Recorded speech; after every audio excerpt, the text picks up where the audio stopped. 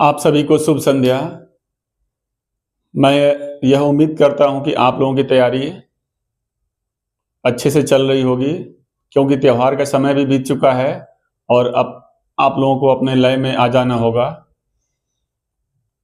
आप लोगों से यह गुजारिश है कि आप बताए गए प्रश्न और उसके हल करने का तरीका, इसको आप सीरियसली ग्रास्प करेंगे, समझने की कोशिश करेंगे, उसको अप्लाई करेंगे, क्योंकि यही वह तरीका है जो एक लंबे समय के बाद प्राप्त किया गया है और उसे कोशिश की जा रही है कि कम समय में आप तक ये पहुंच सके। इसलिए इसको निश्चित रूप से प्रैक्टिस के द्वारा अपनाने की कोशिश कीजिएगा। इसका लाभ एग्जाम में जरूर मिलेगा। सबसे बड़ी बात यह है कि क्वेश्चन करने के लिए समाधान आपको हर जगह मिल जाएगा, चाहे वो यूट्यूब हो, सोशल मीडिया हो, बुक्स हो, लेकिन जो क्वेश्चन अटेम्प्ट करने का तरीका है वही बेहतर है, वही इंपॉर्टेंट है और वही आपको यहाँ से मिलेगा कि किन प्रश्नों को हम ट्रिकी अप्रोच से करेंगे, किन प्रश्नों को एलिमिनेशन मेथड से करेंगे, कैसे अटेम्प्ट करेंगे, यही इंपॉर्टेंट है। अगर ये समझ में आ गया और ये टैकल करना शुरू कर दिए तो मुझे लगता है कि मैथ से वो डर खत्म हो जाएगा जो सब लोगों के सामने आती है। अन्य सेक्शन आप यूपी टेट का कर लेते हैं, लेकिन गणित के नाम पे दिक्कत होती है, तो इसी को दूर करने के लिए क्वेश्चन को करने का तरीका जो बताया जा रहा है इसको जरूर आत्मसात करिए। समयानुसार आप उसको रिवीजन भी करिए, कुछ नोट करने लायक है नोट करिए और एक दो बार सुनने का प्रयास करिए। अगर स्पीड बहुत स्लो हो रही है तो उसके लिए भी मैं आपसे यह कोशिश करता हूँ, रिक्वेस्ट करता हूँ कि उसकी स्पीड बढ़ा दीजिए, कम से कम 1.5 पे करिए।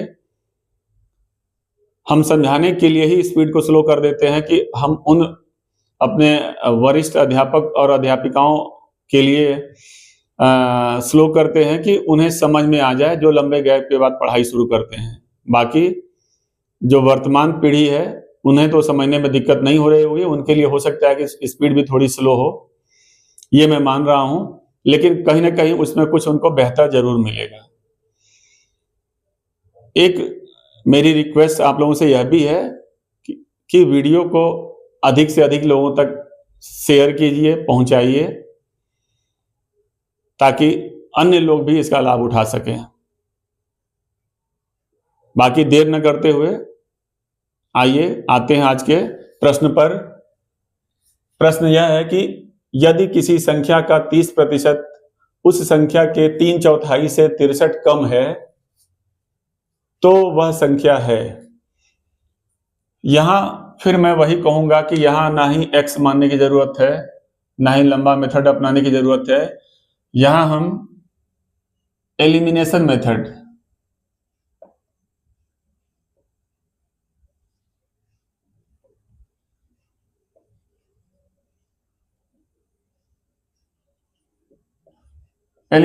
लगाएंगे, विलोपन विधि। कुछ मत करिए, ये प्रैक्टिकल अगर कर लिए तो मुझे लगता है कि ऐसे कम से कम 30 में से 4-5 क्वेश्चन आपको मिल जाते हैं। इसको करना ये है कि हम मान लिए कि हमारा पहला आंसर ही सही है और उसको सही मान के हमको वेरीफाई करना है। अगर वेरीफाई कर लिए तो आंसर सही है, वरना हम सेकंड पर जाएंगे, थर्ड पर जाएंगे, और ये कम से कम स्टेप में करेंगे। हम समझाने के लिए भले ही स्टेप बढ़ा दे रहे हैं, इस पर विशेष ध्यान दीजिए।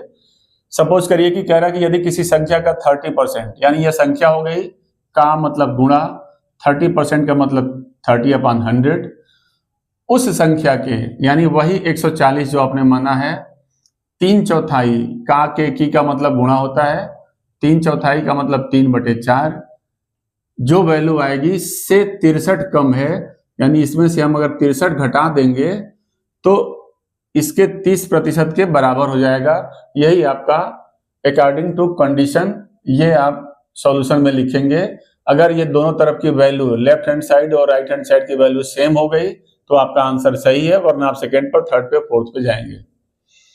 सॉल्व करिए, 10 से 10, 10 से 10, यहाँ 1 बचा, कुछ नहीं, 14 और 3 का गुणा करेंगे, 14 × 42 इक्वल्स टू, यहाँ 4 से डायरेक्ट काटिए, 4 × 12, 2, 4 × 25, 20, 35 105 - 63, इसको घटाएंगे 2, 10 में से 6 गया, 4 और यहाँ भी क्या है 42, 42 और 42 आपस में बराबर हो गया, अर्थात जो हम पहला ऑप्शन लेके चले थे वही हमारा आंसर हो गया। आगे हमको जाने की जरूरत नहीं है और बहुत सारा समय हमारा बच जाएगा। तो ये तरीका है आपके पास समाधान का आसान तरीका पहुंचाने का, विलोपन विधि अपनाने का। कैसे लगाएंगे यही आपको भिन्न भिन्न प्रकार के प्रश्नों में समझना है।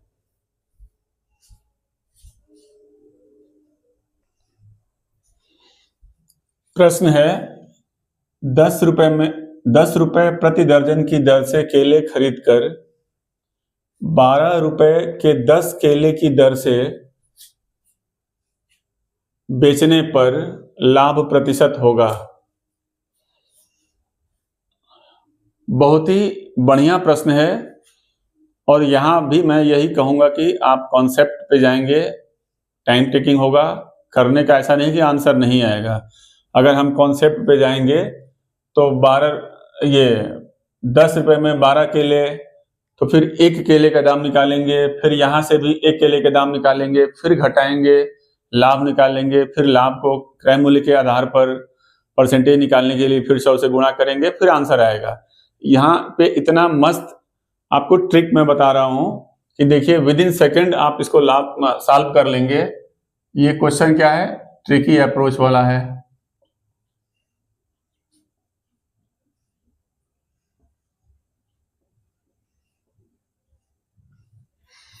करना आपको ये है कि दो चीजें दी गई हैं, एक तो मूल्य और एक क्वांटिटी प्रति दर्जन। हम इसको समझाने के लिए लिख दे रहे हैं कि आपको भविष्य के लिए ऐसे क्वेश्चन आराम से कर लें। ये वजन है तो वजन लिख लें, मात्रा है तो मात्रा लिख लें। 10 रुपए में 10 रुपए प्रति दर्जन यानी एक दर्जन में कितने होते हैं 12 केले, जो कि क्या है खरीद कर, इट मीन्स ये क्या हो गया सीपी क्रय मूल्य। 12 रुपए के 10 केले, यहाँ 12 यहाँ 10 केले, ये हो गया, ये बेच कर दिया है बेचने पर, ये हो गया आपका एसपी। क्लियर।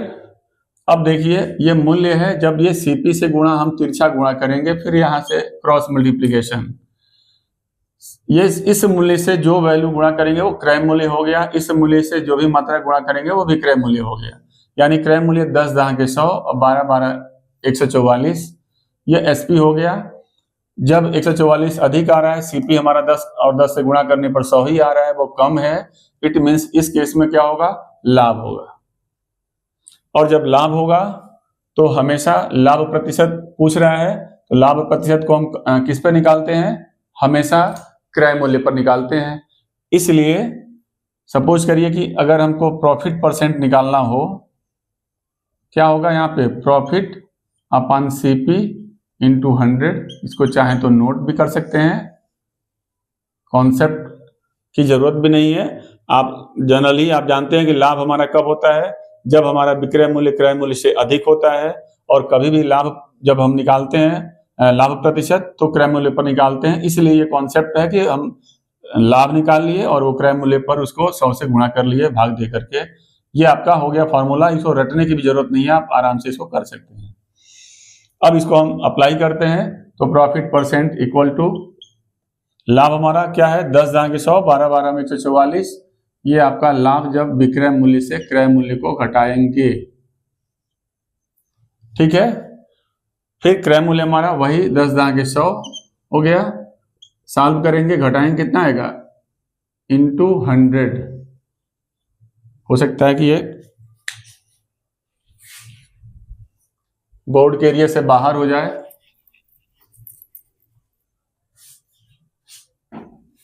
हम इसको यहां लिख देते हैं। प्रॉफिट परसेंट इक्वल टू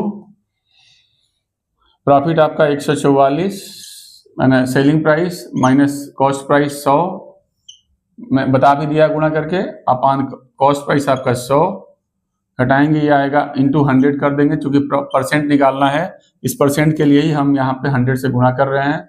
ये हो गया 44 बटा 100 गुणे 100, 100 से 100 काट दिया, आपका आ गया 44 परसेंट, यही आपका आंसर हो गया। Answer is B, 44%। बहुत ही आसान तरीके से लगा, इसको जरूर आप प्रैक्टिस करेंगे, 1-2 बार करेंगे और ऐसे प्रश्नों को ढूंढ ढूंढ के जब करेंगे तो आगे जब भी यह प्रश्न दिखाई देगा आप चुटकियों में इस प्रश्न को हल कर लेंगे।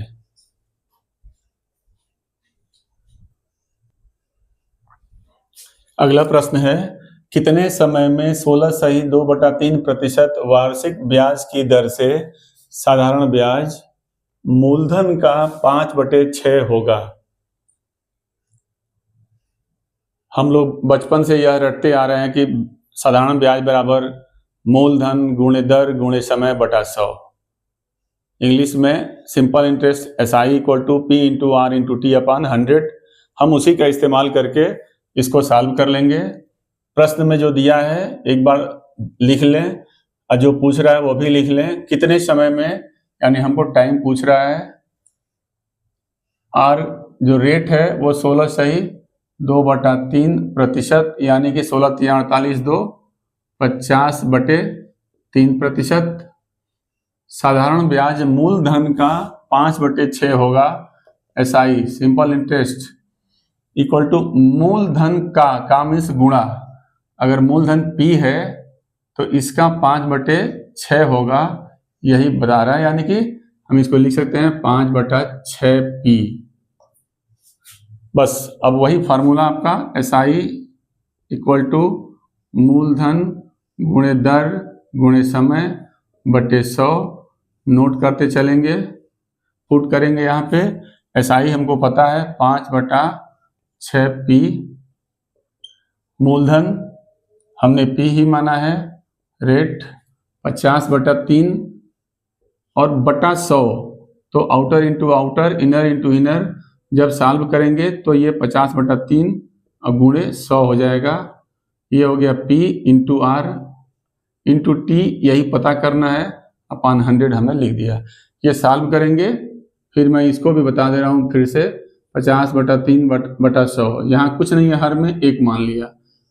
Outer into outer, inner into inner, तो आउटर 50 इंटू 1 और इनर इंटू इनर 3 गुणे 100, यही चीज को हमने यहाँ लिखा है, 50 से कम 50 और 3 गुणे 100। क्लियर? अब इसको सॉल्व करना है, फटाफट सॉल्व करेंगे। P से P कैंसिल, ओके, 0 से 0 कैंसिल, 5 से 5 कैंसिल, और 3 से 3 दूना 6, 2 से काटेंगे 10 को, 2 पच्चे 10। हम जब भी इक्वल टू का साइन हो, दोनों तरफ भिन्न हो, तो अंश को अंश से काट सकते हैं, हर को हर से काट सकते हैं, या भिन्न के एक तरफ, माने जो इक्वेशन है इक्वल टू के एक तरफ जो भिन्न दिया गया है उसमें हम अंश को हर से हर को अंश से काट सकते हैं, और इधर भी अंश को हर से हर को अंश से काट सकते हैं। बाकी जब काटना होगा इक्वल टू के कंडीशन में तो अंश को अंश से ही काटेंगे और हर को हर से ही काटेंगे। यहाँ तिर्यक गुणा नहीं करेंगे, तिर्यक सिंप्लीफिकेशन नहीं करेंगे, वो तब करते हैं जब बीच में गुणे का साइन होता है। क्लियर? अब ये इधर कुछ नहीं बचा है, T है, इधर कुछ नहीं बचा है, मान लिया 1 है तो T एक अन्य T, इधर भी कुछ नहीं बचा है, 1 है, 5 एक अन्य 5, यानी T हमारा क्या था? टाइम था, यानी उत्तर हमारा 5 वर्ष यही होगा, यही आंसर, और ऑप्शन नंबर बी यही आपका राइट आंसर है।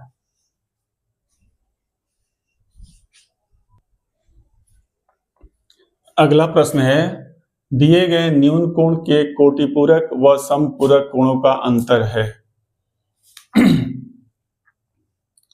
कोटिपूरक और समपूरक, इसमें सबसे इंपॉर्टेंट तो मैं आपको यह बता दूं, जो मैं अपने लिए लागू करता था, अक्सर होता यह है कि कोटिपूरक और समपूरक में कंफ्यूजन पैदा हो जाता है कि कोटिपूरक 90 अंश का होता है कि समपूरक 90 अंश का होता है, या 180 अंश का कोटिपूरक होता है या समपूरक होता है। एक की अंग्रेजी कॉम्प्लीमेंट्री और एक की अंग्रेजी सप्लीमेंट्री। समझ में सबको आता है, याद भी रहता है, अक्सर ये मौके पर कंफ्यूज कर देता है कि आखिर कहीं हम गलती तो नहीं कर रहे हैं। तो इसको हमने दूर करने के लिए अपने समय में जो अप्लाई किया है वो भी मैं आपको बता दूं, और आज भी मैं वही फंडा अपनाता हूं, कोटि पूरक और समपूरक। इसमें रीजनिंग लगा देता हूं मैं। यहां स है, यहां क है। अंग्रेजी वर्णमाला में क पहले आता है, उसकी वैल्यू कम होगी। स बाद में आता है, उसकी वैल्यू अधिक होगी। यानी ये आपका 90 अंश का होगा और ये आपका 180 अंश का होगा। क्लियर? आप आइए इंग्लिश में। कोटि पूरक,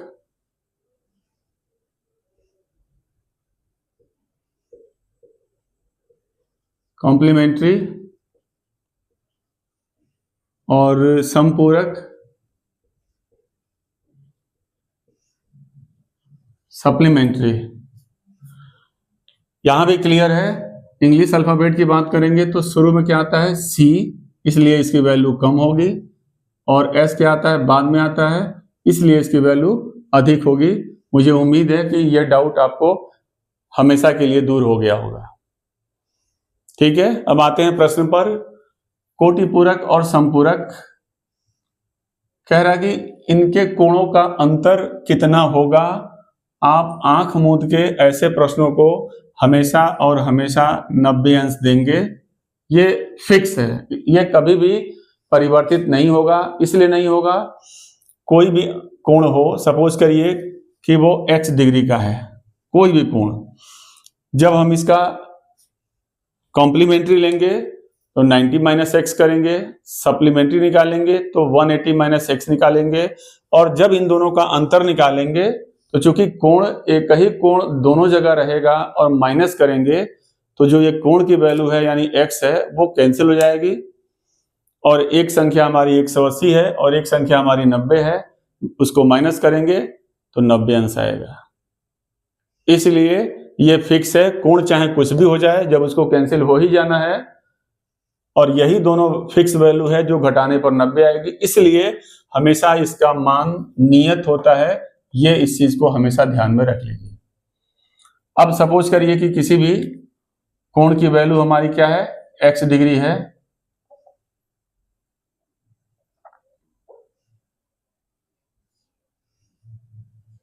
x है तो कोटि पूरक के केस में क्या होगा? 90 माइनस x। और यही समपूरक अगर है तो ये हम हटा देंगे, चाहे इसका अलग फिगर आप बना लीजिए। यही आपका x है और ये आपका 180 अंश हो गया। ये टोटल, यहां ये टोटल 90 अंश हो गया। क्लियर? अब संपूरक 180 माइनस एक्स, अंतर हमेशा अधिक में से घटाते हैं, ये भी पता है आपको।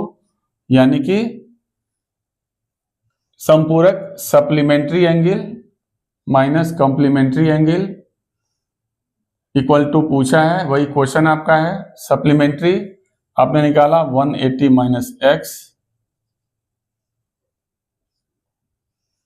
Minus complementary 90 minus x equals to what.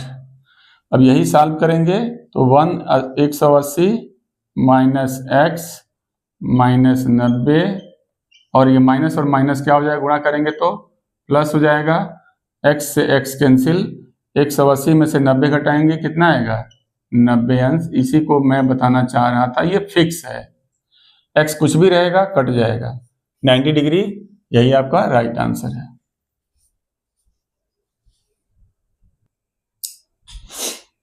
अगला प्रश्न है, नीचे दिए गए पाई चित्र में एक परिवार द्वारा विभिन्न मदों में एक महीने के खर्च का विवरण है।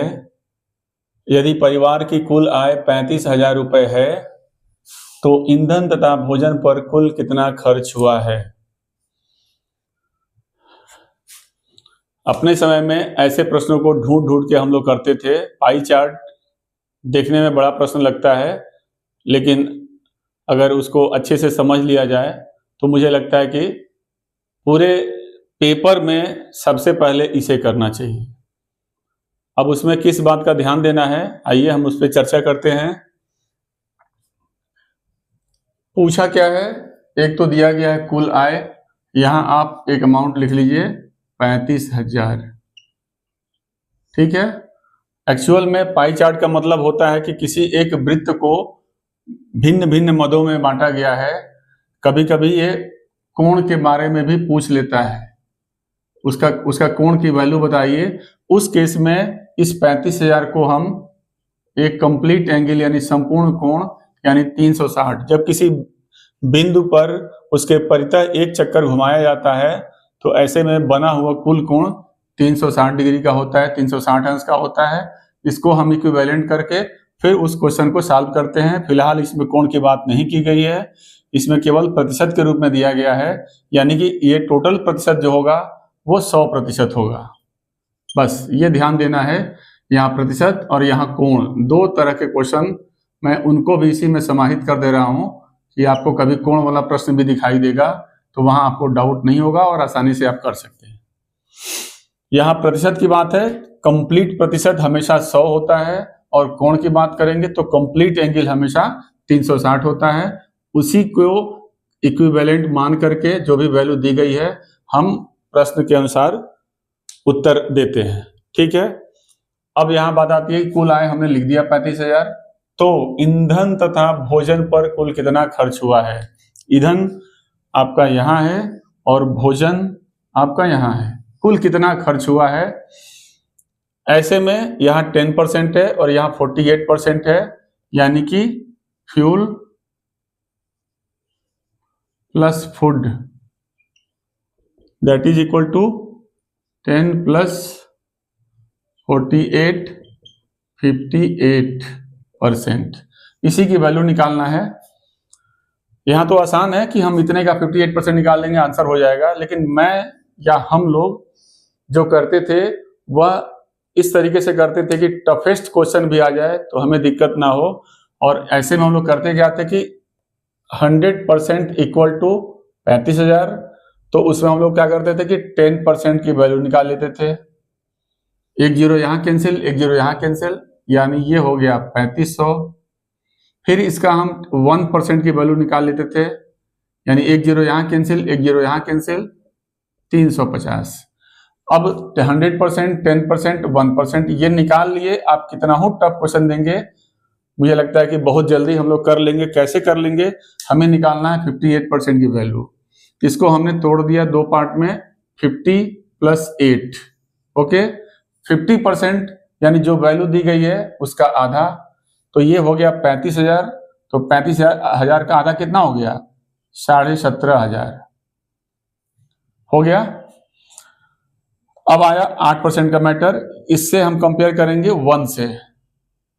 जब 1 का दिया गया है 8% की वैल्यू निकालनी होगी, सीधे हम इसमें 8 से गुणा कर देंगे, प्लस 8 शून्य शून्य, 8 पचे 40, हासिल 4, 8 त्रिके 24 और 4 28।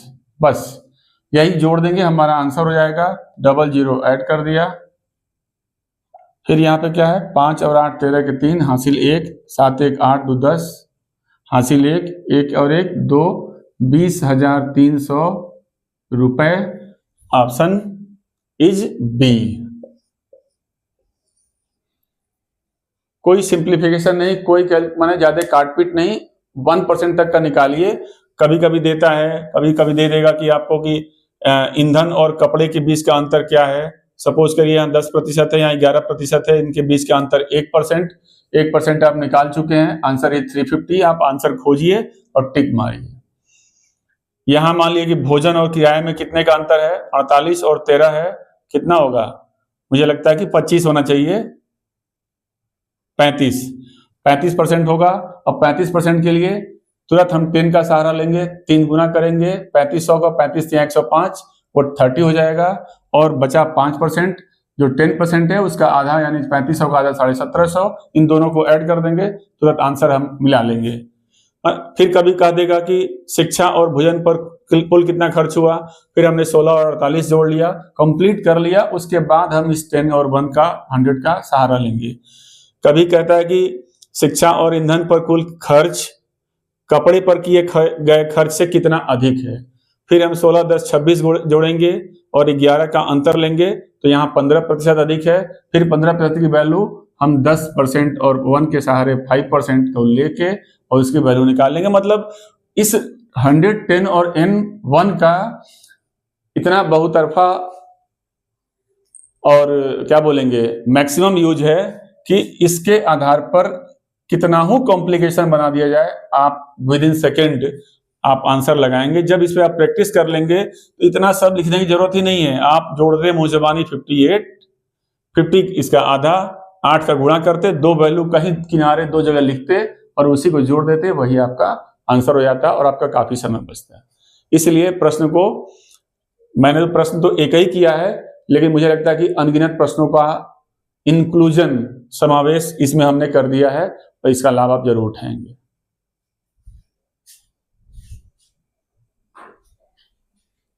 अगला प्रश्न बहुत ही आसान प्रश्न है। परिमेय 0/-5 0/-5 संख्या से बड़ी परिमेय संख्या है। 0/-5 इससे बड़ी परिमेय संख्या हमें लानी है। तो सबसे पहले तो दी गई संख्या हमारी है 0/-5। हम इसे सॉल्व कर लेंगे, फिर हम डिसाइड करेंगे कि प्रश्न में क्या पूछ रहा है, क्या बताना है। हमें पता है कि किसी भी संख्या से कितना हो बड़ी कितना हो छोटी, पॉजिटिव निगेटिव, किसी भी संख्या से जब हम 0 में भाग देते हैं तो वह 0 बार में कट जाता है। ये आपको पता होना चाहिए, चाहे ये पॉजिटिव हो चाहे ये धनात्मक हो, सॉरी निगेटिव हो या पॉजिटिव हो, बड़ी हो छोटी हो, कुछ भी हो, समथिंग सुनाई सुनना इक्वल, यानी कि आंसर जो हमारा क्या होगा 0 होगा। ये समझना जरूरी है, इसलिए इसकी जो वैल्यू हो गई 0। ओके, अब कह रहा है कि इस परिमेय संख्या से बड़ी परिमेय संख्या क्या होगी, यानी कि 0 से बड़ी परिमेय संख्या क्या होगी, ये पता करना है, यही पूछा जा रहा है। नंबर लाइन यानी संख्या रेखा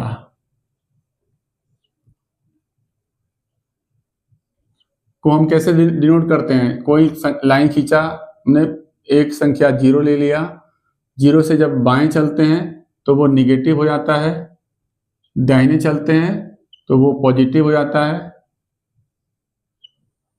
एंड सो ऑन। तो जब 0 से बड़ी कह रहा है, इस परिमेय संख्या को हमने 0 सॉल्व कर लिया, इससे बड़ी यानी 0 से बड़ी कोई भी संख्या होगी वो पॉजिटिव ही होगी, चाहे कितना हो, आगे चलेगा।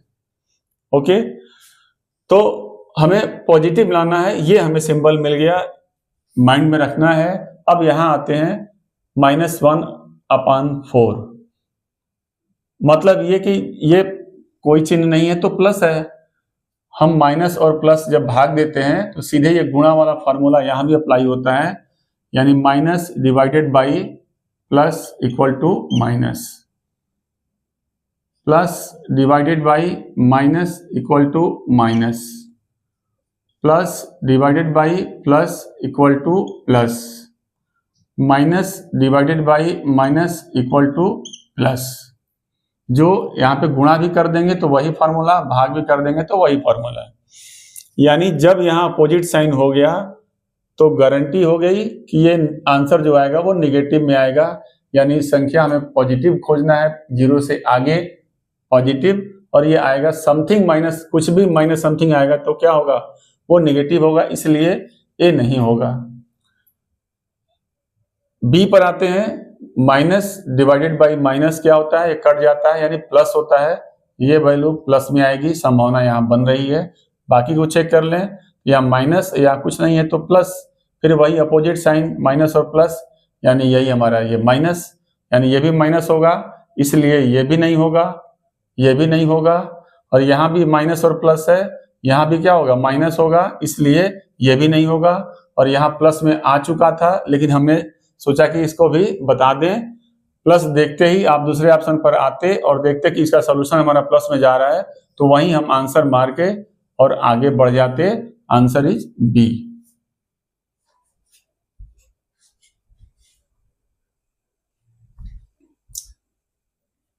यदि दो वृत्तों के केंद्रों के बीच की दूरी उनकी त्रिज्याओं के योग से कम हो तो वे दोनों वृत्त क्या होंगे? अंतःस्पर्शी होंगे, बाह्य स्पर्शी होंगे, प्रतिच्छेदित करेंगे, अनावृत करेंगे। सिंपल क्वेश्चन है यह भी।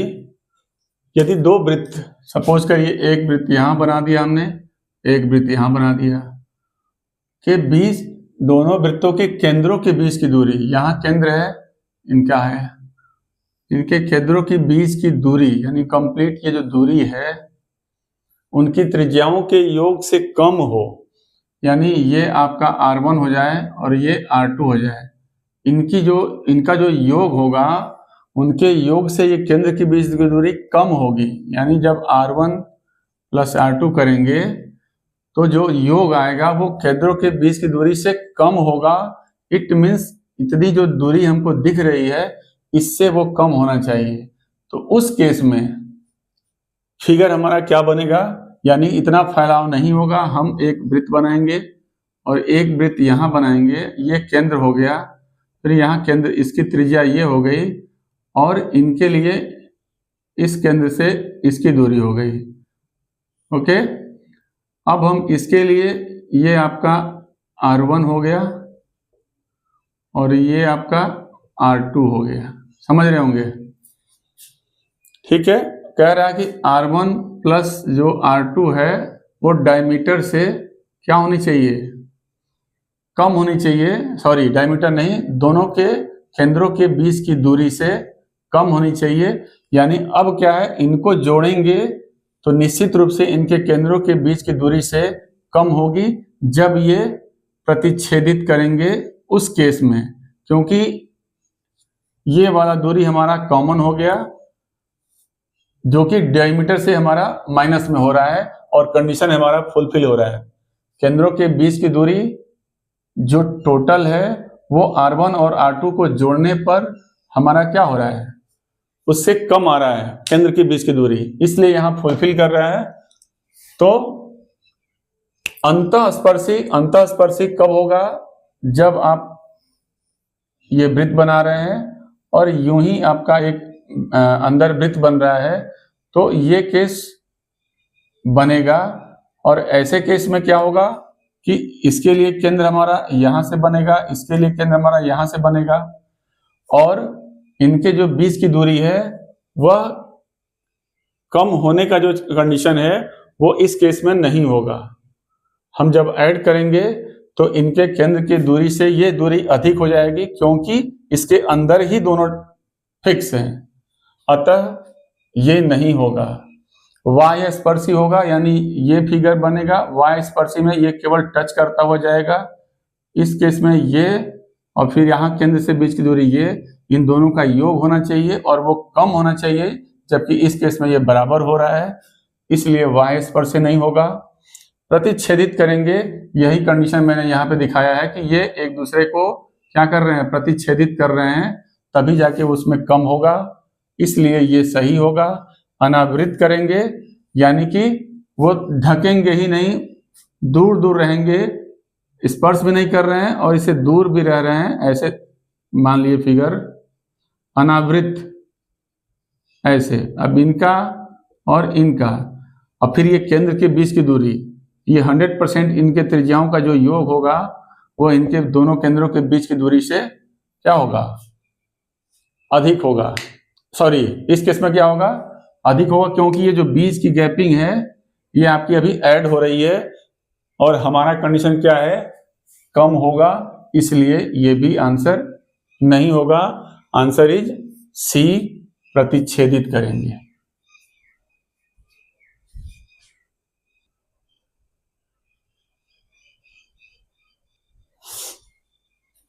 सिंपल प्रश्न है, अंक विन्यास 1, 5, 2, 10 डैश 15, 4, 20 में विलुप्त संख्या है।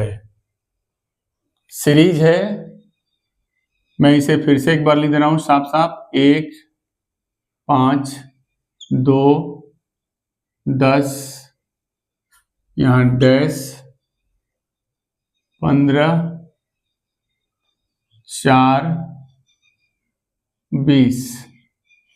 में विलुप्त संख्या है। हम क्रम पता करने के लिए कभी कभी संख्याओं को बढ़ते क्रम में देखते हैं, कभी संख्याओं को घटते क्रम में देखते हैं, कभी संख्याओं को संख्या के वर्गों के बढ़ते क्रम में देखते हैं, कभी संख्या के घनों के बढ़ते क्रम में देखते हैं, एंड सो ऑन। इसके उल्टा घटते क्रम में भी देखते हैं वर्ग या घन के रूप में। कभी कभी क्या होता है कि हमको कंटिन्यूअसली परिवर्तन नहीं दिखता है, तो एक जंप करके यानी एक इंटरवल के बाद भी देखते हैं। विभिन्न तरीके हैं सीरीज वाले प्रश्न को करने के लिए, इसलिए हम सारे हथकंडे अपनाते हैं, सारे तरह के प्रश्नों को करके एक बार प्रैक्टिस कर लेते हैं, ताकि एग्जामिनेशन हॉल में हर तरह के संभावनाएं आपके दिमाग में आ जाएं। यहाँ पे अगर करना हो तो चूंकि हम देख रहे हैं 1 से 5, फिर 5 से घट रहा है 2, फिर बढ़ रहा है, फिर घट रहा है, फिर बढ़ रहा है, फिर घट रहा है, फिर बढ़ रहा है, तो निश्चित रूप से यहाँ पे सीक्वेंस घटने बढ़ने का है, तो ये इंटरवल के हिसाब से ही चल रहा होगा, एंड सो ऑन। जब ये कंडीशन होगा तो फिर हमारा इसको मिलाएंगे। देखिए 1, 2 इसका नहीं पता है, बट अगला 4 है, तो निश्चित रूप से 1, 2 और अगला 4 है, तो बीच में क्या आएगा? 3 ही आएगा। और इधर से चलेंगे तो 5, 10, 15, 20, यानी हमारा जो सोचना है, हमारा जो सीरीज है वो बिल्कुल सही है। ऐसे में इजी वे में नहीं आता, तो फिर इनका अंतर देखते, फिर इसे घटते हुए क्रम में देखते, फिर बढ़ते क्रम में देखते, फिर घटते क्रम में देखते, और वो थोड़ा सा अभी उस टाइप के क्वेश्चन करने का ये लुक नहीं दिख रहा है, बहुत ही इजी वे में मिल गया हमको, इसलिए वहां तक जाने की जरूरत नहीं है। इसका राइट आंसर क्या होगा आपका? 3 option is D.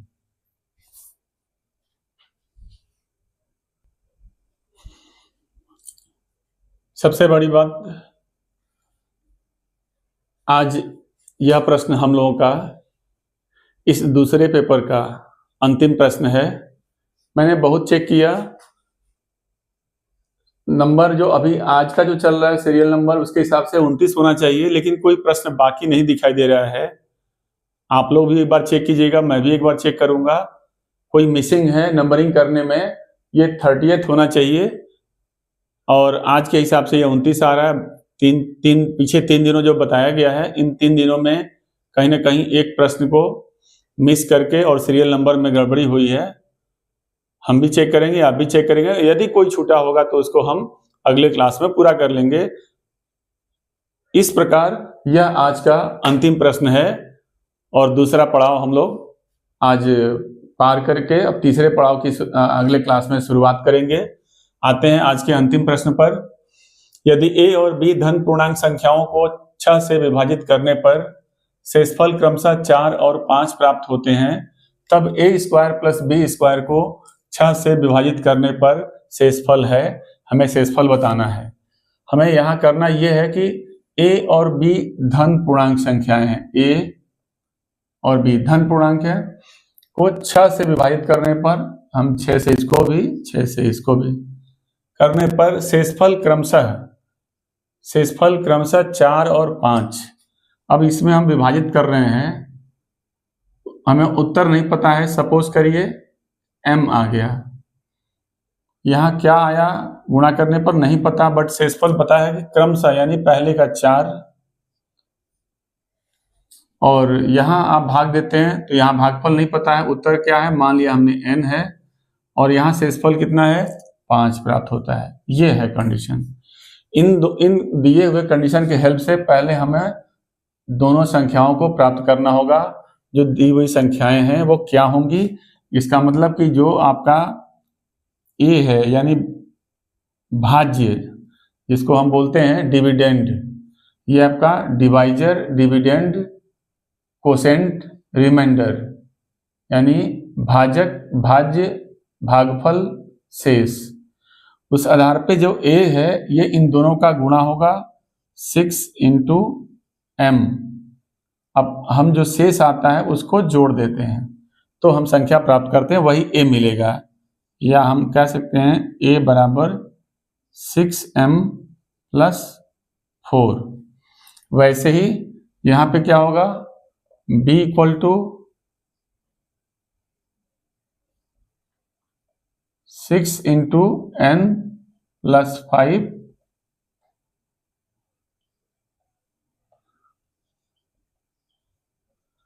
6m plus 5, ये a और b की वैल्यू निकल गई। प्रश्न क्या है, a square plus b square को 6 से विभाजित करना है। अब हम वैल्यू निकाल लें a square plus b square की। ओके, अब यही वैल्यू हम पुट कर दें, a की जगह पे 6m प्लस 4 इसका स्क्वायर प्लस b की वैल्यू, यहां मैंने वापस फिर m लिखा है, n है जो कि ऊपर n है, 6n प्लस 5 का होल स्क्वायर। इसको सॉल्व करते हैं, a square a plus B का होल स्क्वायर फिर a प्लस बी का होल स्क्वायर, यानी a स्क्वायर 6 का वर्ग 36 m स्क्वायर प्लस 4 चौको 16 प्लस 2ab यानी कि 2 चौको 8 छक्के 48 m। ओके, चेक कर लें, 4 चौको 16 हमने लिख दिया, 6 चौको 24 और दूने 48 m हो गया। इस पर चलते हैं तो 6n है प्लस 36n स्क्वायर प्लस 25 और प्लस 6 पचे 30 दूनी 60।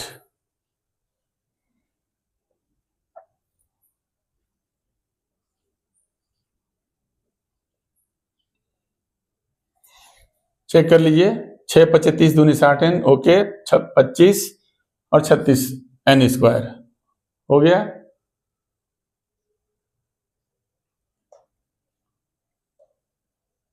ठीक है, अब हम सजातीय पदों को एक साथ ले लें, जगह हमारा बचेगा। सपोज करिए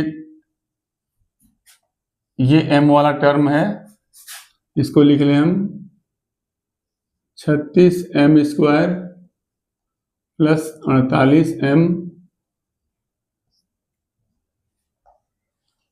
जो भी फिक्स वैल्यू है, अचर पद उसको लास्ट में लिखते हैं, plus 36n square plus 60n और ये 25।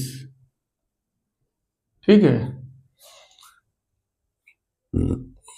इसके बाद अब इसमें से हम क्या करेंगे, m कॉमन लेंगे, ऊपर यहां मिटा के लिखते हैं,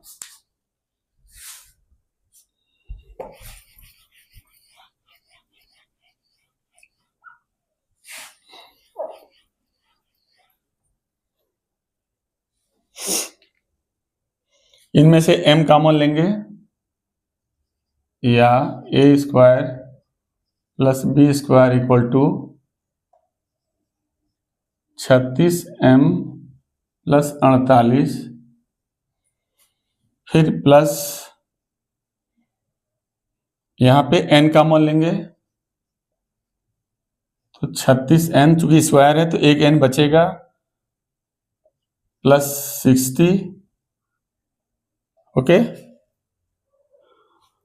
और यहां जो 25 बचा हुआ है और यहां 16 बचा हुआ था, ये हमने 25 तो लिख लिया, ये यहाँ पे चर पद को लिखने के चक्कर में ये हमारा 16 छूटा है, ये हमारा लास्ट में कितना आएगा, 25 10 35 6 41।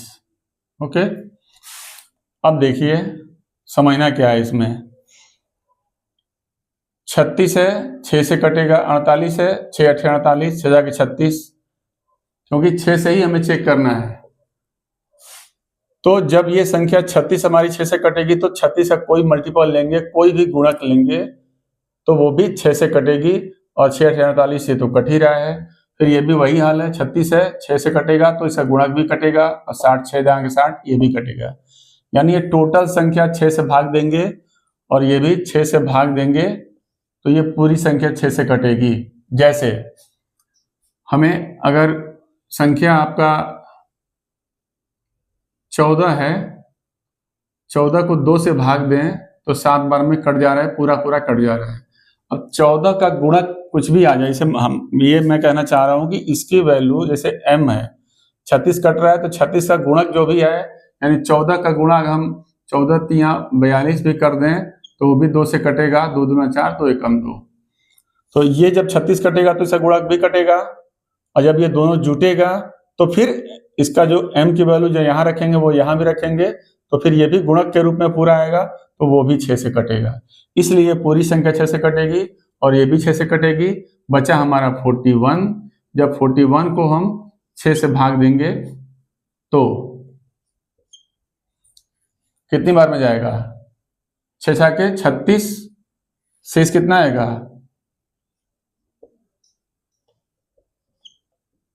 5।